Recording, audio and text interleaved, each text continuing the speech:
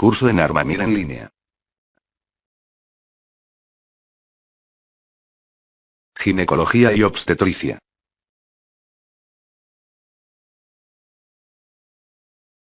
Hemorragia posparto. Diagnóstico y tratamiento oportuno.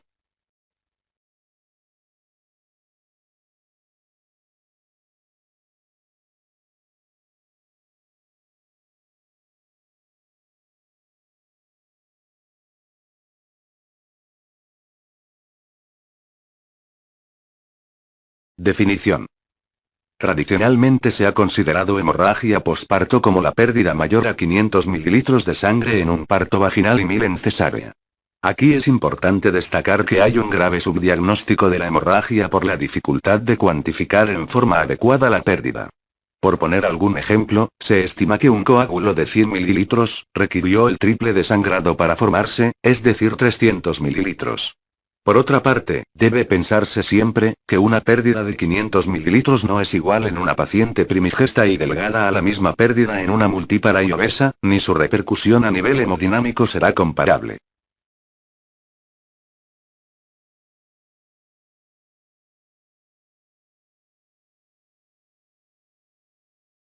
Epidemiología.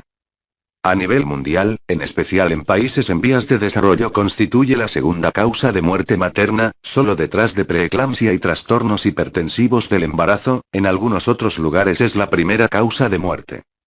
Hay una muerte materna a nivel mundial cada 1 a 4 minutos por esta patología, 140.000 muertes al año. Se estima una prevalencia de 4 a 6% de los embarazos. No solo la muerte por hemorragia es un motivo de preocupación, sino toda la morbilidad asociada a ella, como lo son la hipovolemia y choque, histerectomías y procedimientos invasivos, transfusión de hemoderivados, coagulación intravascular diseminada, síndrome de Sheehan, pérdida de la fertilidad, síndrome de distrés respiratorio del adulto o falla multiorgánica, entre otros.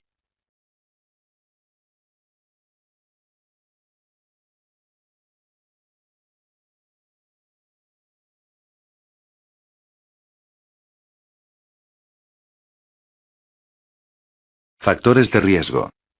Pacientes con antecedente de hemorragia en otro parto. Edad mayor a 35 años y multiparidad, aunque esto no excluye a jóvenes y primigestas.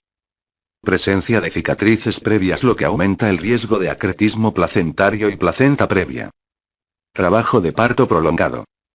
Inducción o conducción con oxitocina. Partos precipitados.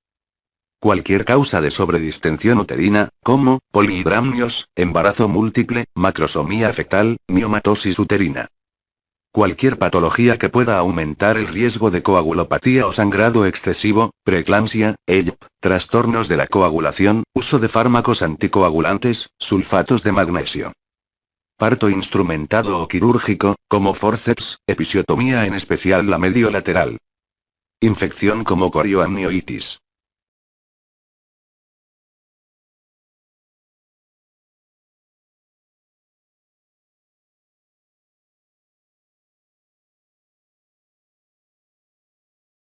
Clasificación. La hemorragia temprana o primaria ocurre en las primeras 24 horas del parto, es la más frecuente, la más grave y la responsable de la mayoría de las complicaciones graves, incluidas la muerte. La causa de hemorragia posparto temprana es la atonía uterina en 80% o más de los casos. La secundaria o tardía después de 24 horas y hasta 12 semanas posparto.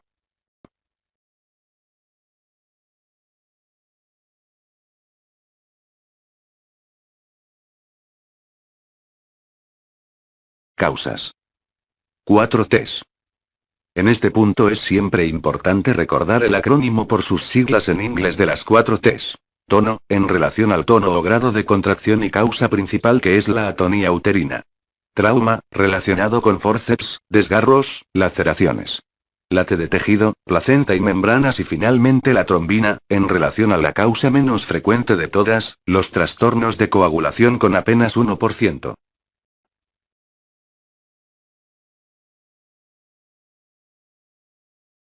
Atonía uterina. Es la incapacidad del útero para contraerse de manera apropiada después del parto. Es la causa más frecuente de hemorragia posparto, se presenta en un 75 a 80% de los casos.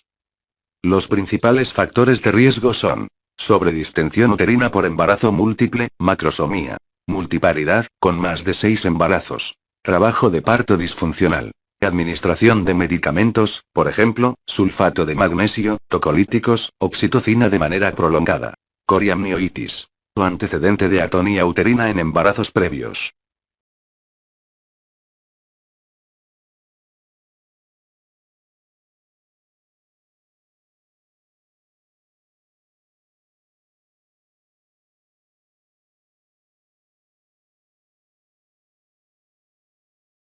Tratamiento de la atonía uterina.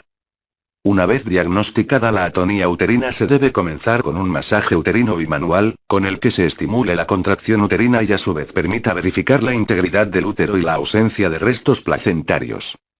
Más adelante se deben de administrar 20 a 40 unidades de oxitocina en 1000 mililitros de solución fisiológica de goteo continuo o rápido.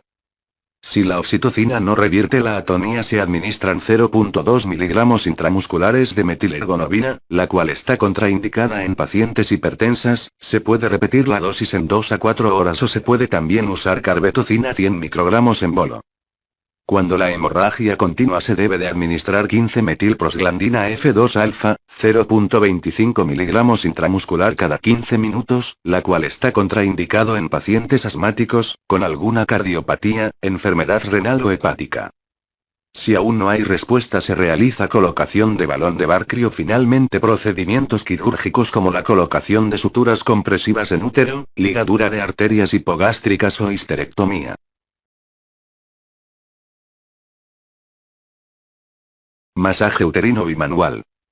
Si durante el examen físico a la paciente con sangrado normal se detecta que el útero tiene una consistencia blanda, o de poco tono, se debe realizar el masaje bimanual colocando una mano en la vagina ubicada en el fondo de saco anterior contra el cuerpo uterino mientras con la otra mano se hace compresión del fondo uterino a través de la pared abdominal.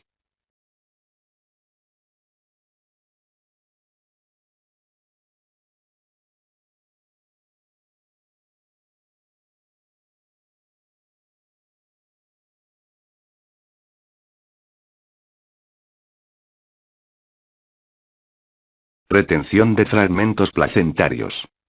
La retención de fragmentos placentarios es causa de hemorragia puerperal tardía en 5 a 10% de los casos. Después del alumbramiento es necesario realizar una exploración cuidadosa de la cavidad uterina para evitar esta complicación. Se relaciona con placenta acreta, placenta subcenturiada, membranácea y extracción manual de la placenta. La placenta subcenturiada. Variedad anatómica en la que se presentan uno o más cotiledones accesorios a cierta distancia de la placenta principal. Se conectan con la misma a través de vasos sanguíneos. Por lo general se encuentran implantados en las membranas fetales y su importancia radica en que después del parto pueden quedar retenidos en el útero, lo que ocasiona hemorragias. Placenta membranácea. Donde las membranas fetales están cubiertas por vellosidades funcionales. Se asocia con hemorragia posparto.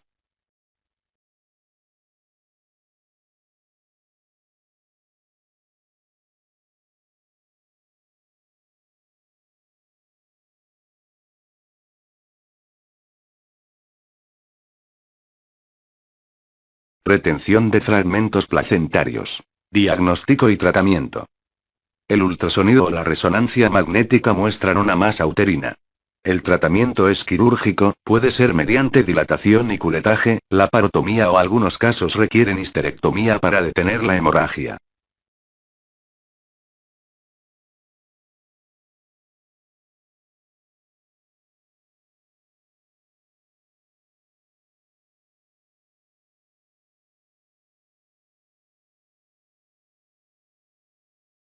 Inversión del útero. La inversión uterina por lo general es consecuencia de la tracción fuerte sobre el cordón umbilical. Se presenta en uno de cada 3000 partos y es una causa importante de hemorragia y mortalidad materna en caso de no recibir el tratamiento adecuado. Esta condición se ve predispuesta por placenta acreta, anomalías uterinas, cordón grueso que no se desprende con facilidad de la placenta, debilidad del miometrio congénita o adquirida, utilización de sulfato de magnesio, ejercen presión sobre el fondo uterino y antecedente de una inversión uterina.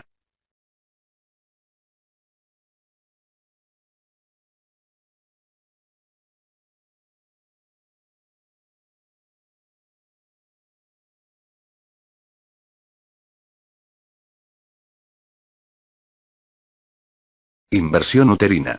Clasificación. La inversión del útero se puede clasificar según su gravedad y su duración. Según su duración. Aguda. El diagnóstico es en las primeras 24 horas posparto. Subaguda. El diagnóstico es entre las 24 horas y 4 semanas, se acompaña de contracción cervical. Crónica. La inversión tiene una duración de más de 4 semanas. Según su gravedad. Inversión de primer grado. El fondo se invagina dentro del útero, sin sobrepasar el cuello.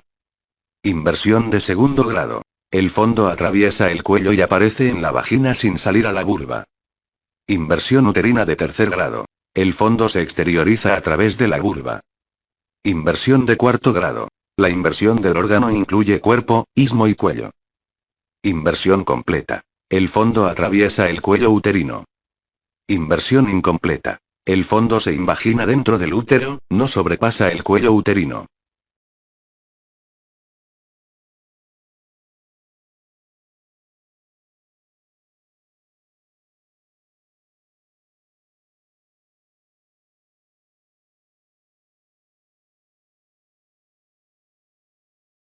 Tratamiento. En primer lugar, debe establecerse una vía intravenosa para la administración de líquidos y hemoderivados.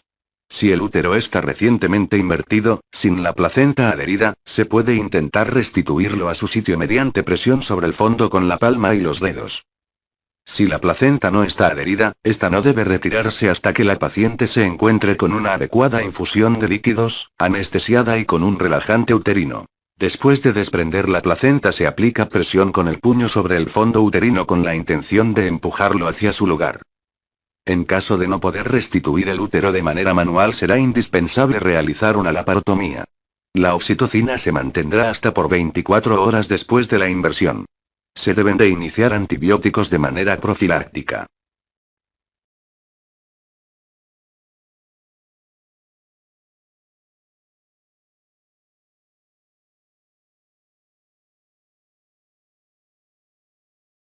Desgarros vaginales. Los desgarros vaginales pueden clasificarse en desgarros de primer grado que involucran mucosa vaginal y piel del perineo.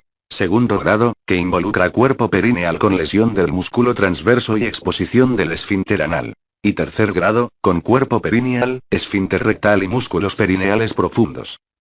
Se debe de sospechar hemorragia por desgarro ante todo sangrado con útero bien contraído. Si existiese alguna lesión habrá que repararla en el momento. Si los desgarros son amplios debe de colocarse una sonda, ya que puede acompañarse con dificultad para orinar. Lesiones del cuello uterino. Los desgarros del cuello uterino ocurren en 50% de los partos, y por lo general son menores a 0,5 centímetros. Las laceraciones del cuello uterino ocurren debido a dilatación acelerada durante la primera etapa del parto o el inicio de la segunda etapa, cuando el cuello uterino aún no está dilatado en su totalidad. Los desgarros menores a 2 centímetros con rapidez y rara vez se complican. Se debe sospechar desgarro no profundo cuando la paciente presenta hemorragia durante el tercer período del trabajo de parto con el útero contraído. Al concluir el parto vaginal se deberán revisar perineo, labios, regiones periuretrales y vagina en todas las pacientes en busca de laceraciones y hematomas. Se debe de reparar en cuanto se diagnostiquen.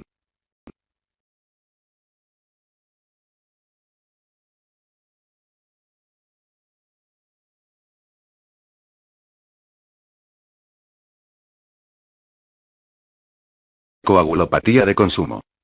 La coagulopatía por consumo se relaciona con hemólisis, microangiopatía, hemorragia y obstrucción. En los síndromes obstétricos que se acompañan de esta alteración, la restitución de la hipovolemia es de suma importancia. La hemostasía defectuosa se caracteriza por hemorragia excesiva en sitios de trauma moderado. Dentro de las pruebas de laboratorio se cuenta con hipofibrinogenemia, dímero D elevado, trombocitopenia, prolongación de los tiempos de protrombina y tromboplastina parcial. Dentro de las principales causas están desprendimiento prematuro de placenta, parto tardío y muerte fetal, embolia de líquido amniótico y síndrome septicémico. El desprendimiento prematuro de placenta, cuya etiología se discutirá en otras presentaciones. La muerte fetal y parto tardío. En la actualidad es rara, ya que la muerte fetal se detecta muy fácil por ultrasonido. Se manifiesta por hipofibrinogemia, elevación de los productos de la degeneración de la fibrina en suero y trombocitopenia, muchas veces esto se corrige al evacuar al feto. En caso de no corregir y ausencia de hemorragia, se pueden usar 5.000 unidades de heparina 3 veces al día.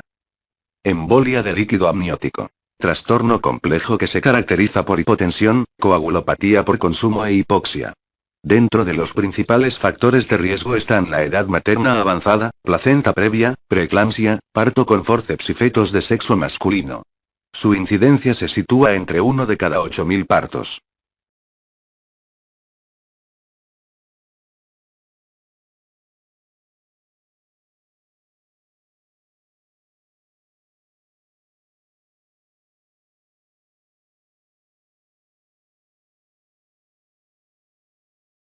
Hemorragia severa. Es muy importante saber identificar una hemorragia obstétrica severa. Los criterios actuales de hemorragia obstétrica para considerarla como grave o severa son: pérdida del 25% del volumen, cuando es de 10 a 15% aproximadamente 500 mililitros es tolerada y compensada en forma adecuada. Cambios en el estado hemodinámico, como taquicardia, taquipnia, palidez, hipotensión, que ocurren en pérdidas ya considerables de alrededor de 20% o diasforesis, alteración del llenado capilar, falla respiratoria o cardíaca cuando la pérdida se estima en un 30% y finalmente, si es de 40% o mayor, oliguria, choque, coma o alteración del estado de conciencia. Caída del hematócrito en 10% y necesidad de transfusión.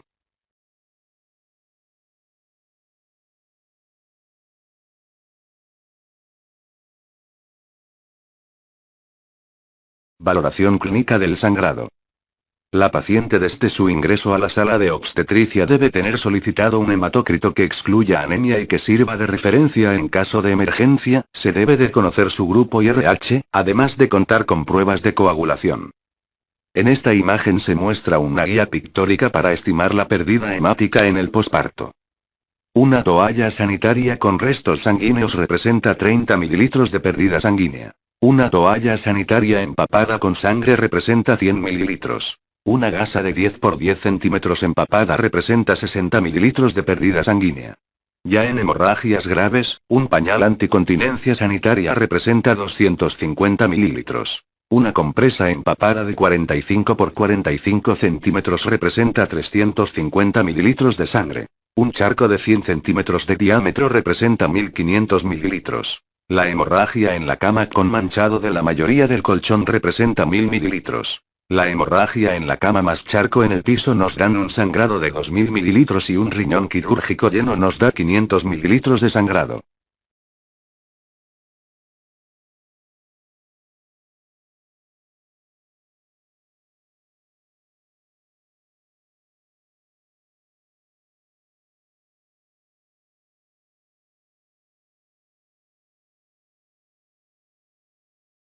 Estimación de las pérdidas, de acuerdo a la evaluación del estado de choque.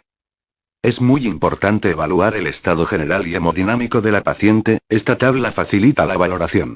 Deben de realizarse por un equipo multidisciplinario. Enfermería, quirúrgico, anestesiológico, laboratorio y servicios auxiliares como radiología y banco de sangre. Se debe de disponer siempre de una vía venosa adecuada, al menos con un catéter rosa o 20 y de ser factible uno de 16 o negro. Se debe cruzar sangre y tener siempre disponible al menos 3 unidades, 1500 mililitros. La reposición inicial de la pérdida sanguínea siempre es con soluciones cristaloides o coloides en una relación de 3 a 1 con la pérdida estimada.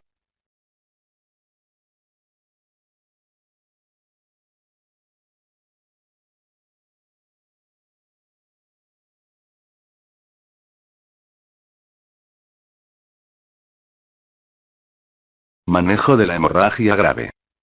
En la actualidad se recomienda que en hemorragia severa se inicie con reemplazo de volumen con soluciones cristaloides, pero también si se estima una pérdida hemática superior a 30% transfundir al menos un paquete globular si la hemoglobina es menor de 6 gramos por decilitro. Debemos de recordar que el transporte de oxígeno se compromete por debajo de 10 gramos por decilitro de hemoglobina.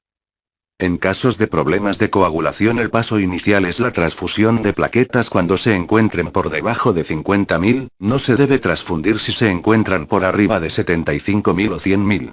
Una unidad de plaquetas por cada 10 kilogramos de peso corporal. Cada unidad aumenta el recuento en 5 a 10.000 plaquetas. En caso de disminución de fibrinógeno por debajo de 100 miligramos por decilitro se puede transfundir plasma fresco de 10 a 15 mililitros por kilogramo de peso.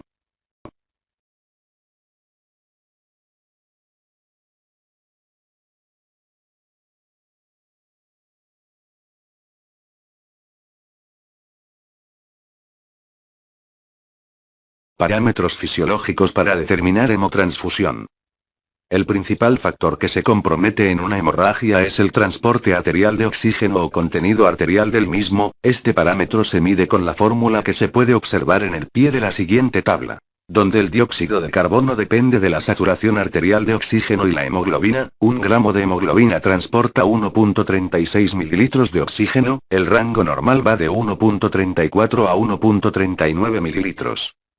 El contenido de oxígeno es igual al oxígeno combinada con hemoglobina alrededor de 97% y el oxígeno disuelto en plasma es de alrededor de 3%. Se recomienda transfusión cuando la cantidad de dióxido de carbono es igual o menor a 17.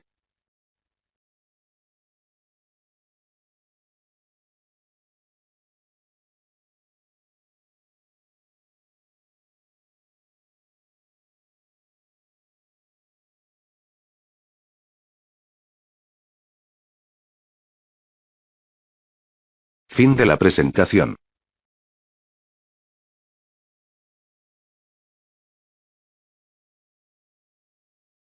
Gracias por ver el vídeo. Si te gustó comparte y dale like. Dudas o sugerencias por favor comenta. Para más presentaciones suscríbete a mi canal.